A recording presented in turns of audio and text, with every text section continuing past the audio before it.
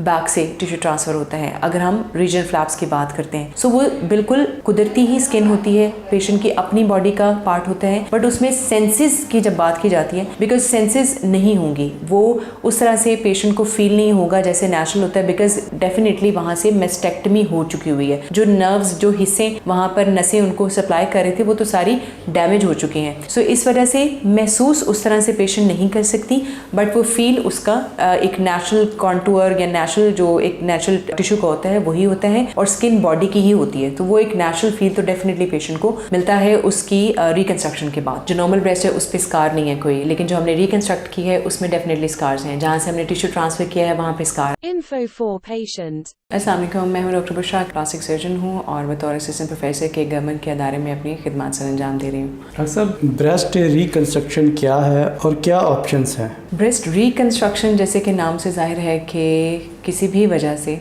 किसी कैंसर की वजह से, किसी भी हादसे की वजह से या किसी इलाज के दौरान अगर ब्रेस्ट ज़ाया हो जाती है या किसी कैंसर की सूरत में ब्रेस्ट को निकालने की ज़रूरत पड़ जाती है, जो कि बहुत ही कॉमन है, ब्रेस्ट कैंसर क्योंकि बहुत कॉमन है, उसके इलाज के दौरान ब्रेस्ट को रिमूव किया जाता है। उस ब्रेस्ट को दोबारा बनाने के अमल को हम ब्रेस्ट रिकंस्ट्रक्शन कहते हैं। जहाँ तक बात है ऑप्शंस की, तो दो तरह की ऑप्शंस हमारे पास मौजूद होती हैं, और वो ये हैं कि एक ऑप्शन तो